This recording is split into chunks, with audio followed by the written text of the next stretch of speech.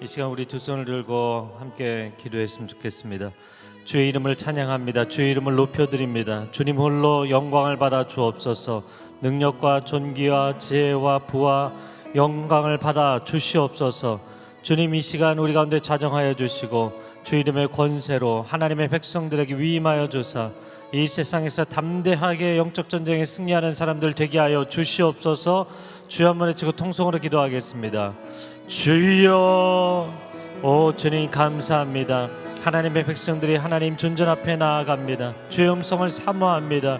주님의 임재를 사모합니다. 주님, 우리 가운데 임하여 주시고 주님 말씀하여 주시옵소서.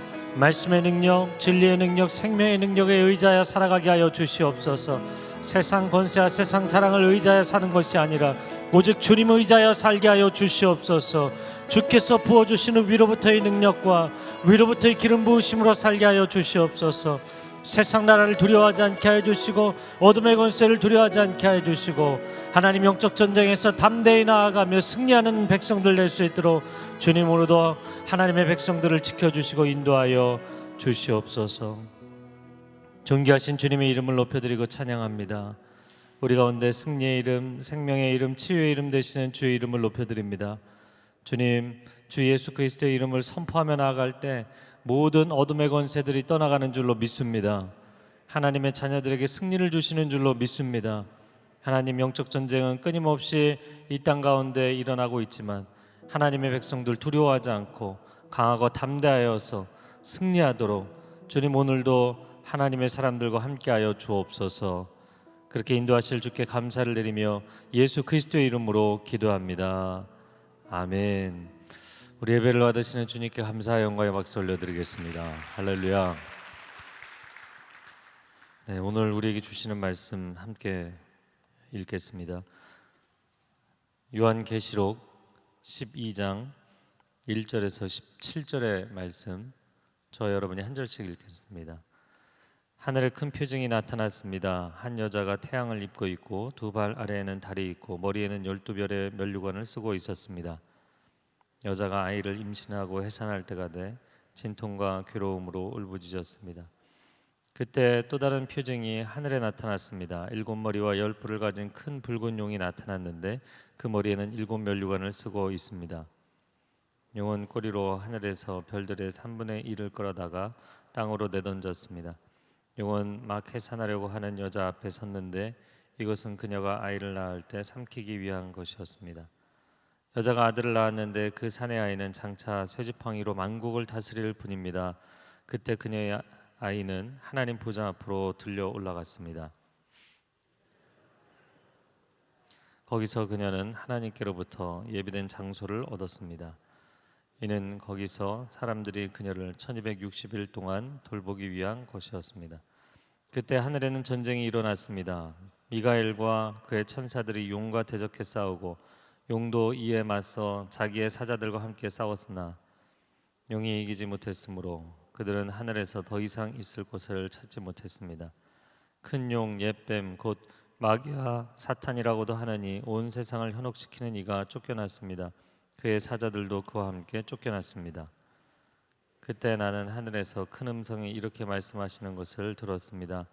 이제 구원과 능력과 우리 하나님의 나라와 그의 그리스도의 권세가 확립됐으니 이는 우리 형제들을 고소하더니 곧 우리 하나님 앞에서 밤낮으로 그들을 고소하던 이가 쫓겨났기 때문이다.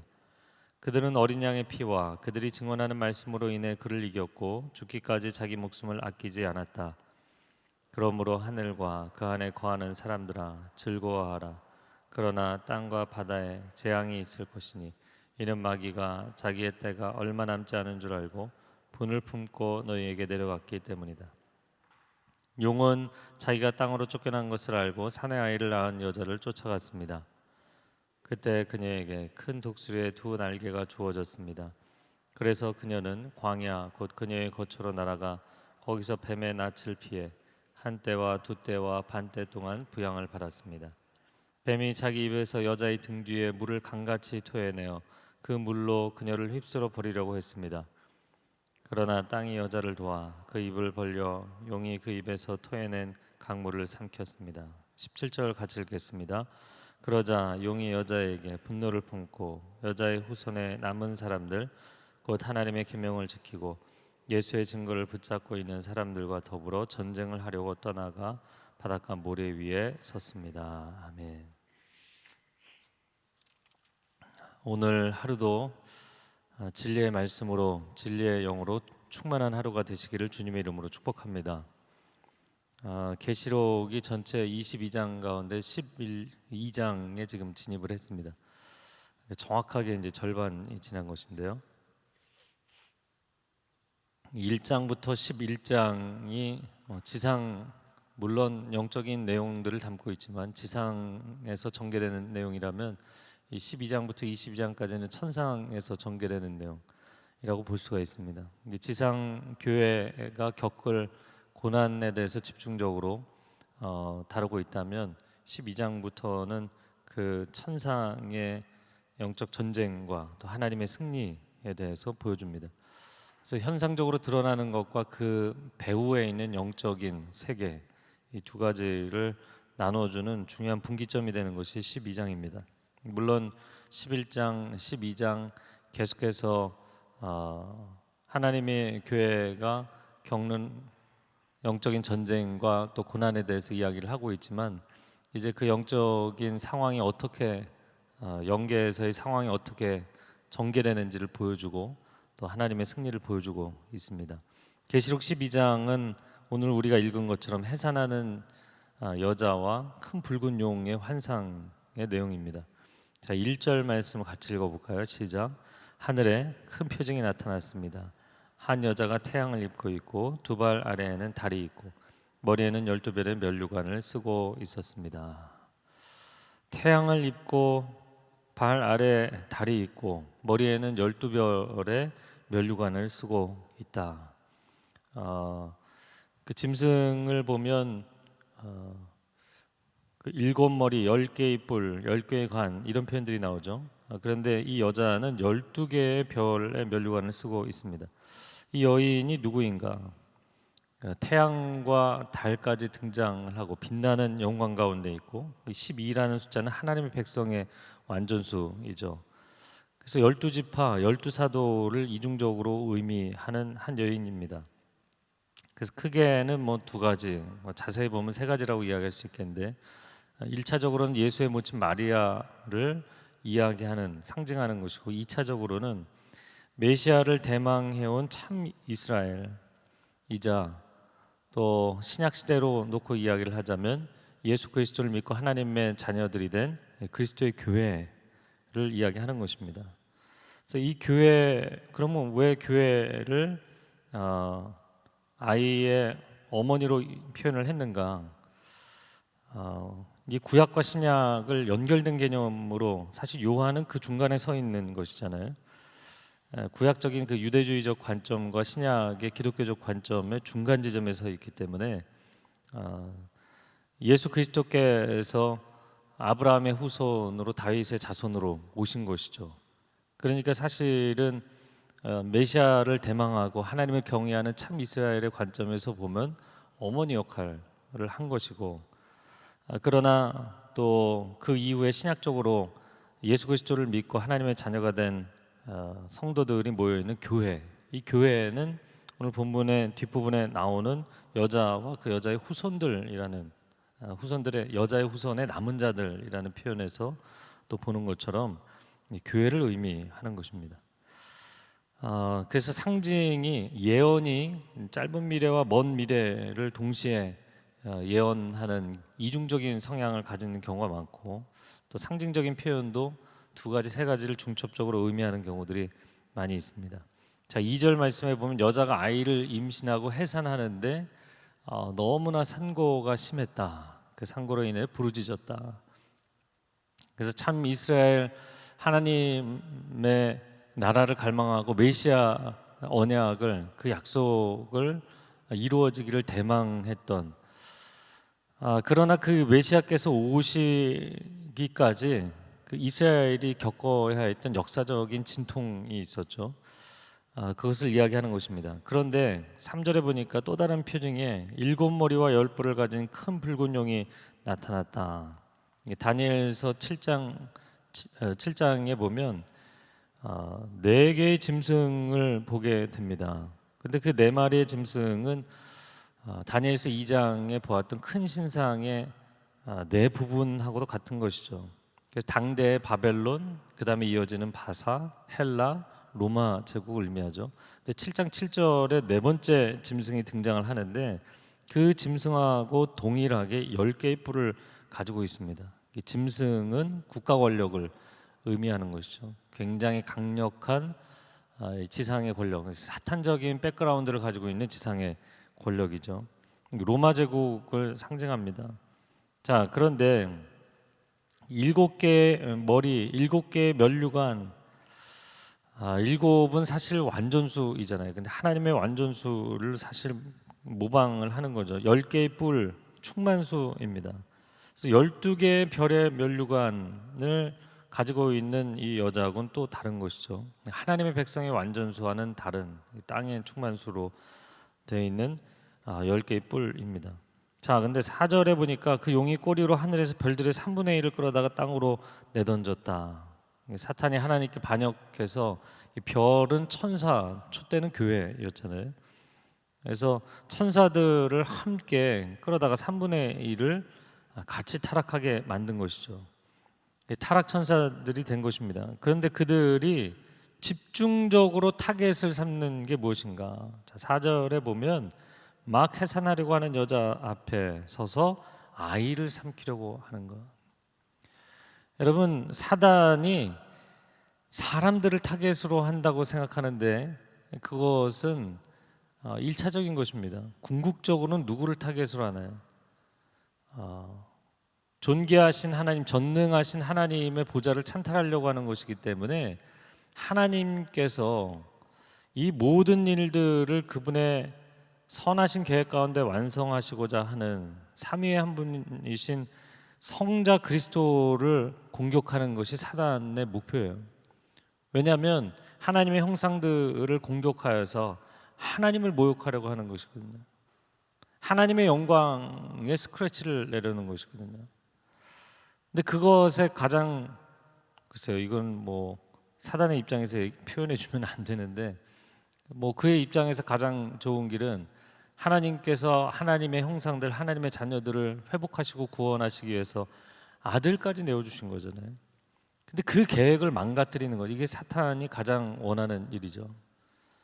이 얘기를 왜 이렇게 강조하냐면 사실 예수 그리스도께서 태어나시고 그리고 나서 5절에 보면 아들을 낳았는데 아들을 낳고 나서 5절 하반절에 보면 바로 승천하신 내용이에요. 그러니까 예수 그리스도의 생애에 대해서는 이 계시록 12장에서는 뭐 자세하게 이야기하지 않았어요. 근데 그 예수 그리스도에 대한 사탄의 공격과 관점과 태도에 대한 것을 보여주고 있는 것이라는 거죠. 때로는 우리가 영적인 초점이 굉장히 많이 흔들립니다. 그런데 사탄은 정확하게 알아보는 거예요. 이 사복음서에 예수님께서 마을마다 병든 사람들, 아픈 사람들, 귀신 들린 사람들, 어려운 가운데 있는 사람들 건져주시잖아요. 근데 누가 가장 정확하게 알아보나요? 귀신 들린 사람이. 이 귀신이 정확하게 알아보는 거예요. 가장 높으신 하나님의 아들 예수여, 왜 우리에게 오셔서 우리를 정해진 때가 되기도 전에 우리를 지옥으로 보내려고 하는 것이냐?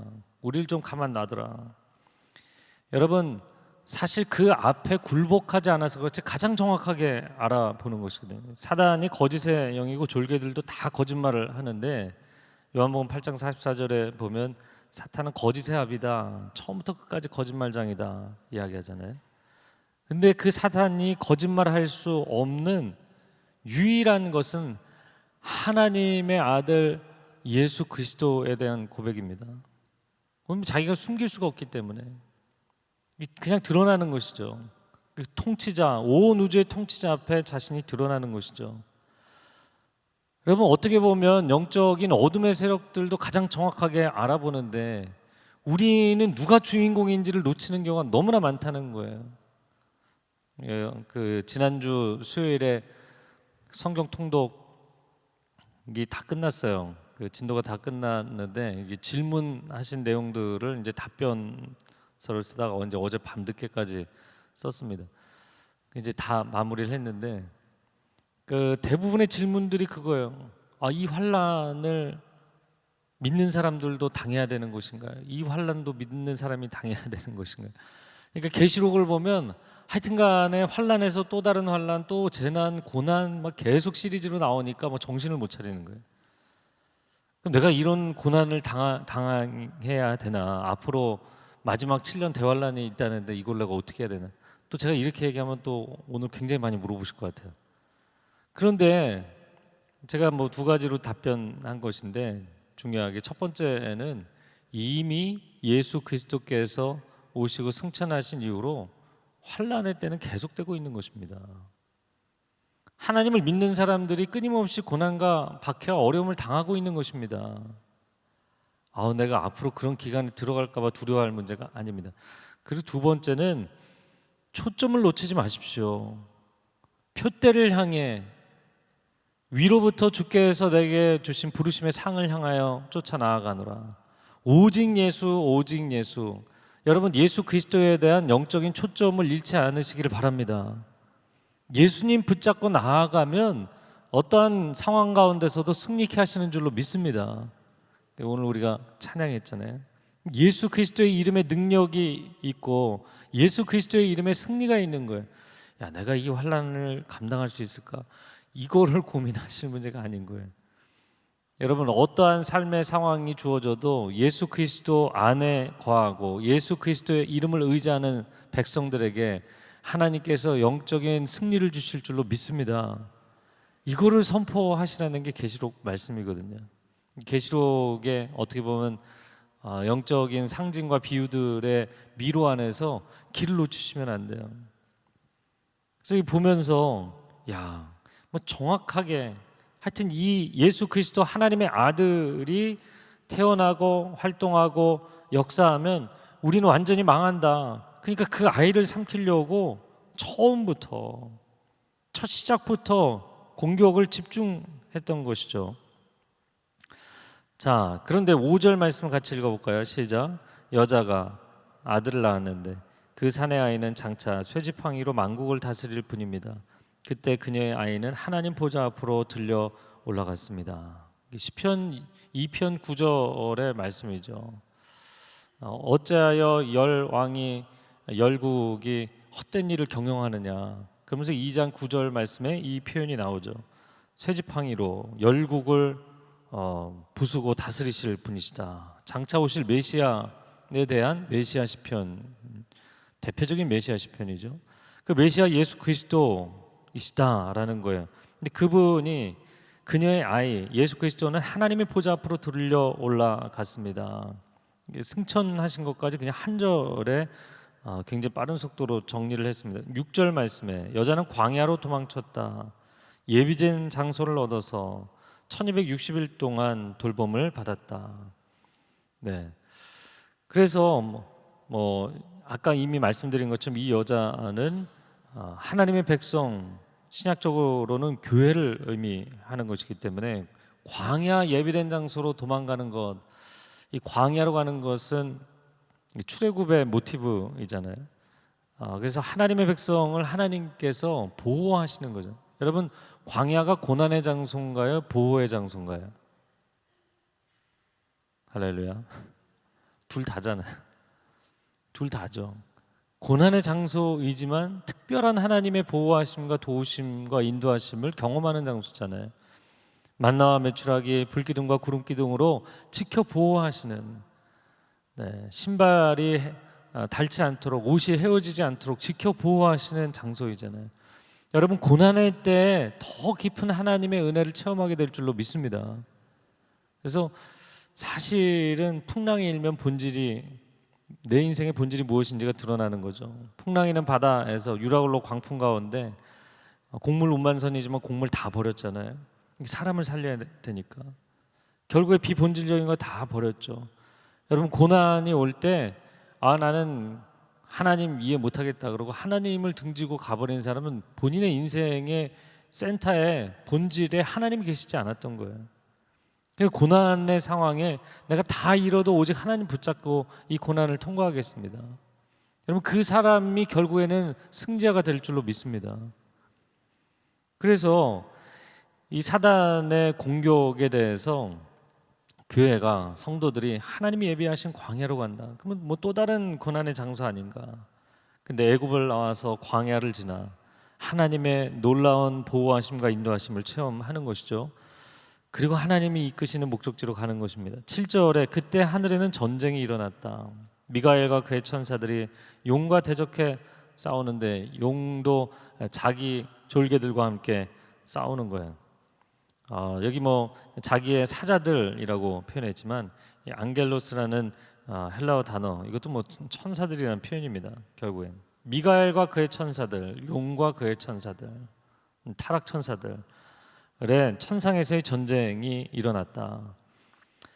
그런데 그 용이 정체가 무엇이냐? 9절에 보면 큰 용, 옛뱀, 마귀와 사탄이라고도 하느니 온 세상을 미혹해 하는 자다, 이렇게 돼 있어요. 이 마귀, 사탄, 이 사탄은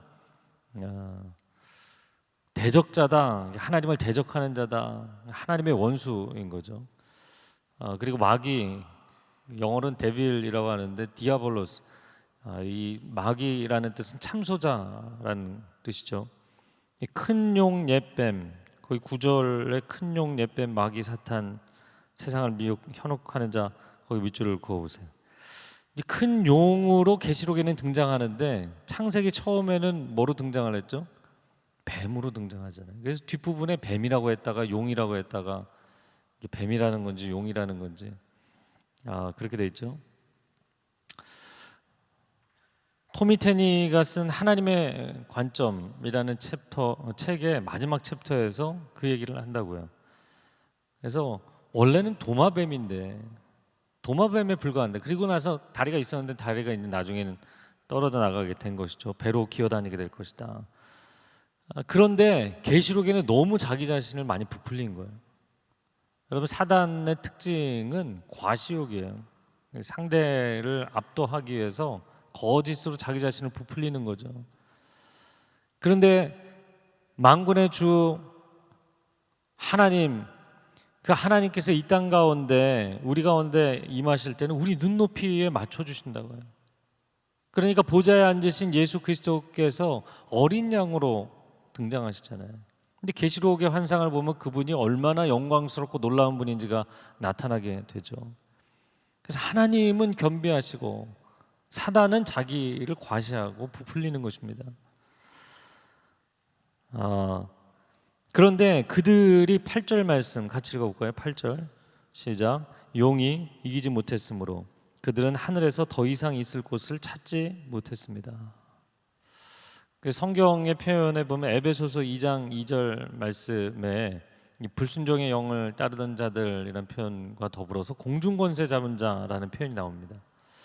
그래서 공중권세 잡았다라는 이 공중권세가 3층천의 공중이 아니고요, 이 지상에 해당되는 대기권을 얘기하는 거예요. 그러니까 이 땅에 떨어져 있는 자이지 진정한 의미의 공중의 모든 권세를 잡고 있는 거 아니에요. 공중의 모든 권세는 하나님께 있는 줄로 믿습니다. 그러니까 거기서의 공중 권세라는 거는 사실 그냥 땅이라고 우리가 총칭할 때 그 대기권을 얘기하는 것일 뿐이에요. 하나님께서 사단의 권세를 이기신 줄로 믿습니다. 자, 10절 말씀에 그때 나는 하늘에서 큰 음성이 이렇게 말씀하는 것을 들었다. 구원과 능력과 우리 하나님의 나라 그리스도의 권세가 확립됐다. 사실 뭐 하나님의 나라 그리스도의 권세 분명한 것이지만 역사라는 시간의 전개에 따라서 그것이 더 분명해졌다. 천상에서는 천군이 하나님의 천군 천사가 어둠의 권세에 승리한 것으로 표현되어 있지만 사실 이것은 중첩되어 있는 것이죠. 지상과 천상의 상황을 같이 동시에 표현한 것이죠. 이 지상에서는 예수 그리스도께서 태어나시고 그리고 십자가의 순환을 당하시고 부활하셨잖아요. 그 승천하신 내용까지 5절에 나오는데 그 예수 그리스도의 부활 승천의 승리가 천상에서는 그런 놀라운 영적 승리로 이어진 거예요. 그리고 나서 10절에서 이제는 하나님의 나라와 그리스도의 권세가 명확하게 재확인됐다 이야기를 하는 것입니다. 그리고 우리 형제들을 고소하던 이 참소자, 마귀라는 뜻이라고요. 마귀 참소자가 완전히 쫓겨났다. 할렐루야. 그리고 11절에 같이 읽어볼까요? 시작. 그들은 어린 양의 피와 그들이 증언하는 말씀으로 인해 그를 이겼고 죽기까지 자기 목숨을 아끼지 않았다. 네. 그 11절에 그들은 이겼다. 저를 한번 따라해보세요. 그들은 그를 이겼다. 예수 그리스도의 승리가 천상의 천군 천사들의 승리로 이어지고 그리고 지상의 성도들의 승리로 이어진 거예요. 여러분, 우리가 나가 싸워서 내가 이 환난을 감당할 수 있을까? 내가 이 영적 전쟁을 감당할 수 있을까? 아니요, 내가 나가 싸우는 게 아니고 예수 그리스도, 대장 되신 예수 그리스도께서 나가 승리하시면 천군 천사도 승리하고 성도들도 승리하는 줄로 믿습니다. 그래서 예수 그리스도의 이름을 의지하는 거예요. 그 이름을 선포하며 나가는 거예요. 이 땅에 살아가면서 영적인 어둠의 영들이 우리를 때로 공격하기도 하지만 내가 직접 맞서 싸우는 것이 아니라 예수의 이름을 선포하며 나아갈 때 그 발 앞에 무릎을 꿇게 돼 있고 그 모든 거짓된 계획들을 포기하고 떠나게 될 줄로 믿습니다. 여러분의 가정 가운데 예수 그리스도의 이름을 선포할 때 어둠의 영들이 다 사라지기를 축복합니다. 한국 교회를 위해서 또 이 나라를 위해서 믿음으로 그리스도의 이름을 선포하며 기도해야 되는 것이죠. 자, 12절에 하늘에는 즐거움이 있는데 땅과 바다에는 재앙이 있을 것이다. 왜냐하면 이 용이 마귀가 자기가 진 것을 알고 분해 갖고 분을 품고 이렇게 돼 있잖아요. 그러니까 원수가 이기고 싶어서 우리를 괴롭히고 고난을 일으키나요? 아니요, 자기 분풀이 하느라고 그러는 거예요. 그러니까 원수가 발악을 하고 어둠의 영들이 공격을 하면 할수록, 영적 전쟁이 치열하면 치열할수록 야, 내가 이러다가 지는 거 아니야? 이 생각을 하는 거는 계시록의 시나리오를 모르고 있는 사람들이나 하는 얘기죠. 여러분, 이 영적 전쟁이 치열해지고 원수가 더 발악을 하면 할수록 야, 자기의 패배를 너무나 확신하기 때문에 저렇게 괴로워하는 것이구나. 그것입니다. 그리스도의 승리, 천군 천사의 승리, 성도들의 승리는 보장되어 있는 것이에요. 이미 승리하신 것이기 때문에. 자, 13절에 용은 땅으로 쫓겨난 것을 알고 사내 아이를 낳은 여자, 그리스도의 교회를 핍박한다는 거예요. 14절에 그러나 그녀에게 큰 독수리의 두 날개가 주어져서 광야에 가서 한때 두때 반때 1260일과 같은 표현이죠. 11장에도 나왔던 표현이고요. 독수리의 두 날개는 하나님의 구원의 상징이죠. 신명기, 출애굽기, 독수리가 그 새끼를 두 날개 업고 나는 것처럼 내가 너희를 구원하고 약속의 땅까지 인도하실 것이다. 이게 하나님의 약속이죠. 도저히 도움을 받을 수 없을 것 같은 그 상황에서 큰 독수리의 두 날개로 하나님께서 하나님의 교회를 구원하실 것입니다. 그리고 15절에 뱀이 물을 토해냈어요. 그런데 땅이 여자를 도와서 그 입을 벌려 강물을 삼켜버렸다. 이사야 43장 2절 말씀에 야곱아 이스라엘아, 내가 강을 건널 때 물이 너를 침몰치 못하게 해주겠다.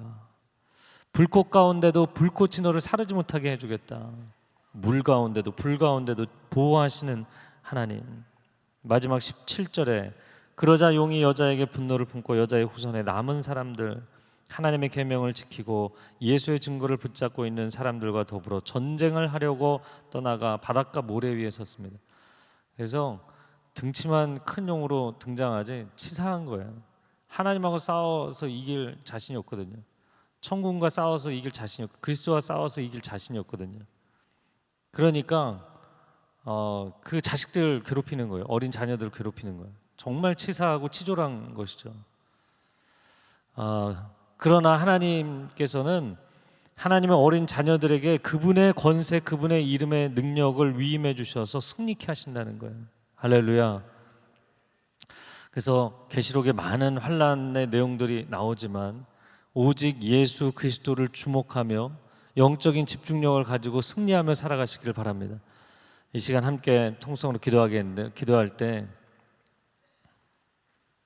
여러분의 마음 가운데 물론 상황이 어렵고 고난이 찾아오고 그래서 내가 이 어려운 시간을 이겨낼 수 있을까? 무너질 것 같고 주저앉을 것 같고.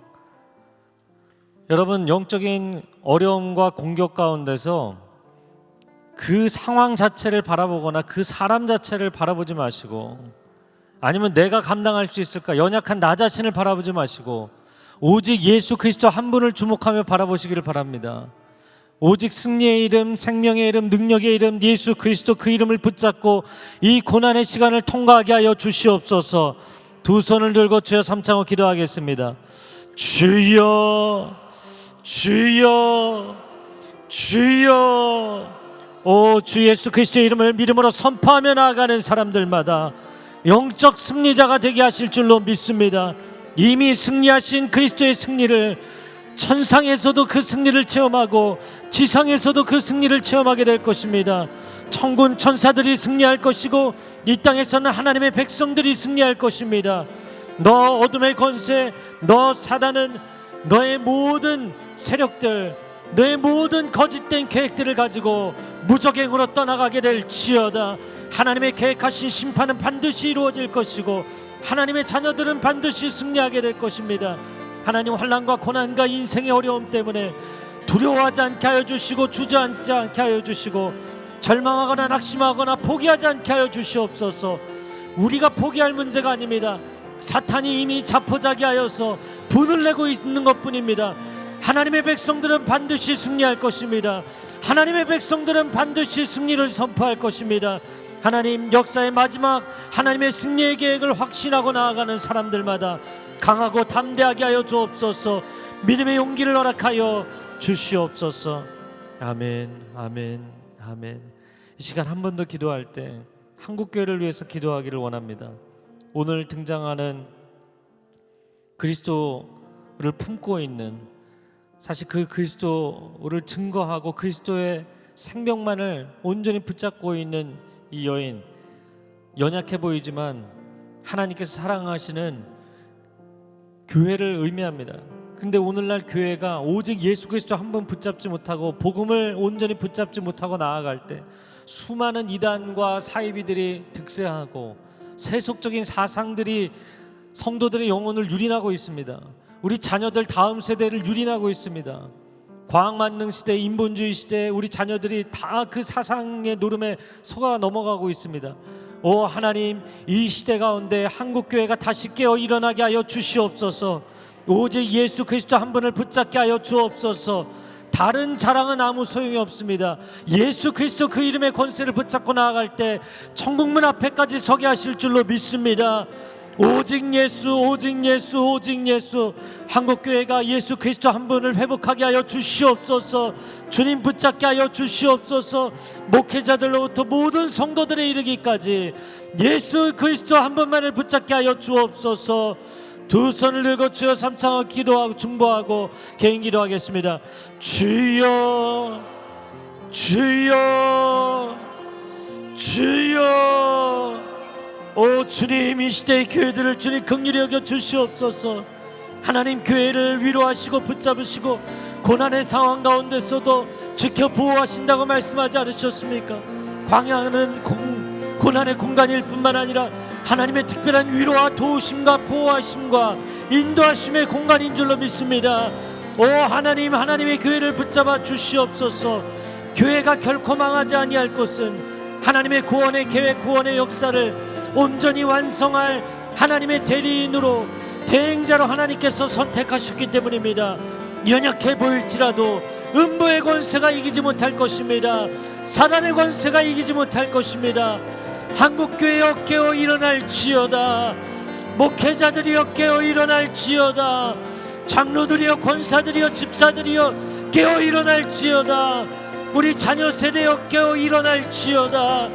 오직 예수 그리스도 복음만을 붙잡게 하여 주시옵소서.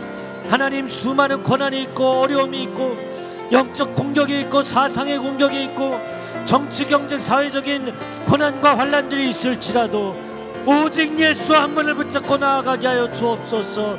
어둠의 영은 떠날지어다. 예수의 이름으로 선포하며 나아갈 때 하나님, 우리 가정 가운데 교회 가운데, 이 시대와 나라 민족 가운데, 열방 가운데 주님의 승리를 체험하게 하여 주옵소서. 아버지,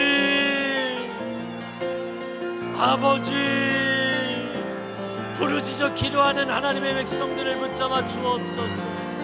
불쌍히 여겨 주옵소서. 교회를 불쌍히 여겨 주옵소서. 긍휼히 여겨 주옵소서. 한란 가운데